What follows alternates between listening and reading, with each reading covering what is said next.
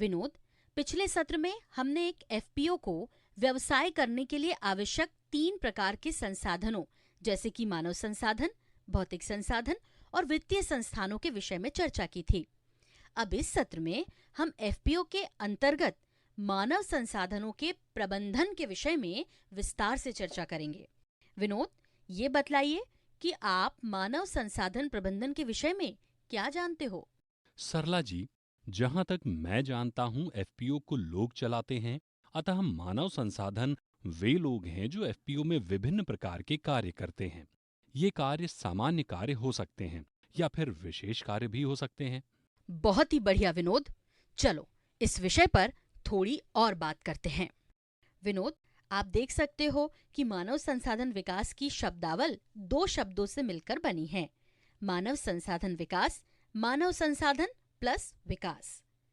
मानव संसाधन से तात्पर्य है वो परिसंपत्तियां जो एफपीओ को उसके उद्देश्यों को प्राप्त करने में सहायता प्रदान करते हैं। विकास से तात्पर्य है मानव संसाधनों की क्षमता विकास, जैसे कि शिक्षण, प्रशिक्षण, अनावृत यात्रा, प्रदर्शन आदि।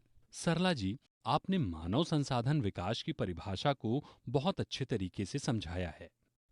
विनोद, चर्चा को आगे बढ़ाते हैं। हमने देखा कि एफपीओ में 2 प्रकार के कार्य किए जाते हैं। पहला, सामान्य कार्य जैसे कि प्रशासनिक कार्य, अंकेक्षण, वित्तीय प्रबंधन आदि। और दूसरा, विशिष्ट कार्य जैसे कि उत्पादन, प्रसंस्करण, विपणन, उन्नत कृषि पद्धतियों पर क्षमता विकास आदि। इसी प्रकार से एफपीओ के संचालन में 2 प्रकार के लोगों की जरूरत होती है।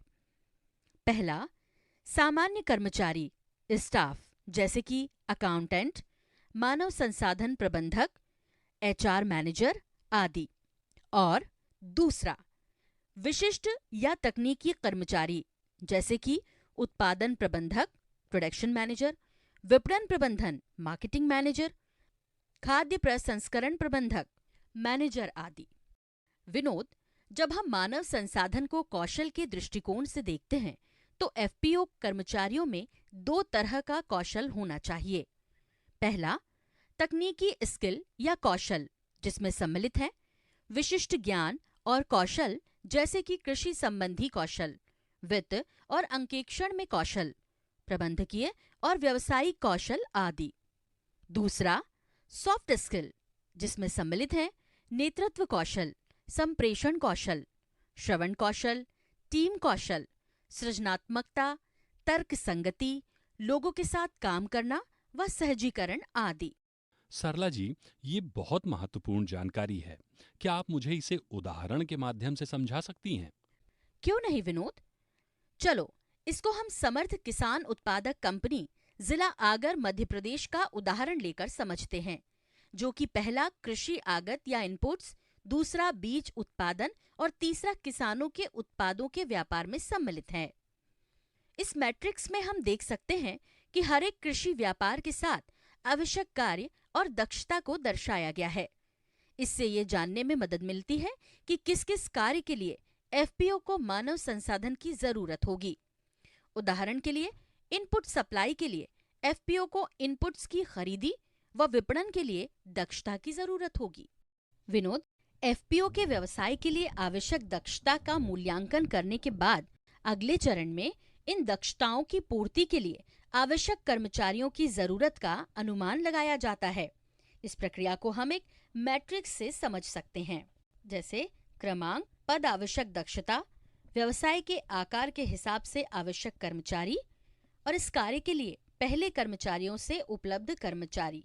विनोद, अब अगर हम समर्थ किसान उत्पादक कंपनी के व्यवसाय के लिए इस मैट्रिक्स का उपयोग करते हैं तो हम देखते हैं कि इस कंपनी को अपने इनपुट सप्लाई, बीज उत्पादन और किसानों की उपज के व्यापार के व्यवसाय को संचालित करने के लिए एक विस्तरण और ज्ञानवर्धक सेवा एक्सटेंशन ऑफिसर, उत्पादन एकत्रीकरण प्रोक्योरमेंट मैनेजर, बीज उत्पादन मैनेजर, मार्केटिंग मैनेजर और अकाउंट व फाइनेंस मैनेजर की जरूरत होगी।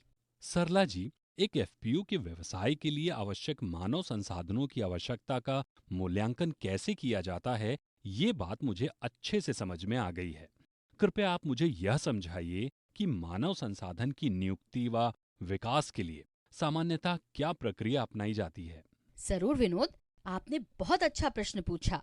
एफपीओ के व्यवसाय के लिए आवश्यक मानव संसाधन का अनुमान लगाने के बाद मानव संसाधन के विकास व प्रबंधन के लिए एक व्यवस्थित प्रक्रिया अपनाई जाती है, जिसमें सम्मिलित हैं: पहला, कर्मचारियों की नियुक्ति। इसके अंतर्गत एफपीओ के लिए आवश्यक योग्यता व अनुभव के कर्मचारियों की नियुक्ति के लिए विज्ञापन दिया जाता है। प्राप्त आवेदनों का मूल्यांकन किया जाता है और लिखित परीक्षा और अथवा साक्षात्कार द्वारा उपयुक्त प्रतिभागी का चयन किया जाता है। दूसरा, कर्मचारियों उन्मुखीकरण एवं विकास कार्य। नियुक्ति के बाद नए कर्मचारियों को एफपीओ के लक्ष्य और दृष्टि यानी मिशन एंड विजन, उसके कार्यक्रमों और कार्य पद्धतियों से अवगत कराया जाता है। तीसरा, कर्मचारियों की भूमिका और जिम्मेदारियां।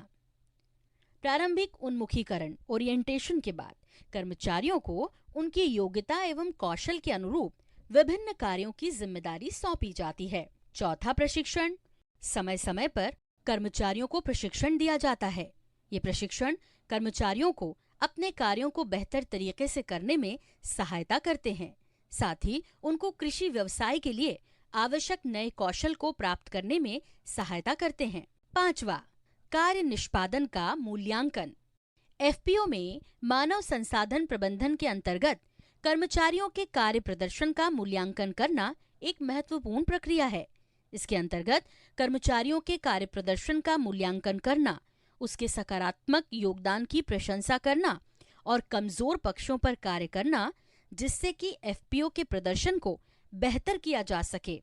साथ ही अच्छे कार्य करने वाले स्टाफ को पुरस्कृत किया जा सके। छठवां, अच्छे कार्य करने वाले कर्मचारियों को रोक कर रखना। जैसा कि हमने पहले चर्चा की कि एफपीओ की सफलता स्टाफ के प्रदर्शन पर निर्भर करती है, अतः ये प्रयास किए जाने चाहिए कि अच्छे कार्य करने वाले लोग एफपीओ में लंबे समय तक कार्य करें। यह कार्य बेहतर वेतनमान देकर और अच्छे कार्य वातावरण का निर्माण करके किया जा सकता है। धन्यवाद सरला जी। एक एफपीओ में मानव संसाधन के विकास और प्रबंधन के विषय में मुझे बहुत महत्वपूर्ण जानकारी मिली। आपने इतने कम समय में मानव संसाधन विकास के विषय में बहुत अच्छे से बताया। बहुत बढ़िया विनोद। तो अब क्या आप इस सत्र में सीखी गई महत्वपूर्ण बातों को संक्षिप्त में बता सकते हैं? हाँ, जरूर सरला जी। मैंने आपसे सीखा कि एक एफपीओ को अपने व्यवसाय के संचालन के लिए मानव संसाधन का नियोजन और प्रबंधन करना अति आवश्यक है। मानव संसाधन के विकास और प्रबंधन के लिए एक व्यवस्थित प्रक्रिया अपनाई जाती है। एफपीओ का नेतृत्व अच्छे कार्य करने वाले कर्मचारियों को बनाए रखने के लिए विभिन्न प्रकार के कदम उठाते हैं, जैसे कि पुरस्कृत करना, प्रेरणा देना, उच्च स्तर पर कौशल विकास करना, प्रोत्साहन व पदोन्नति देना आदि।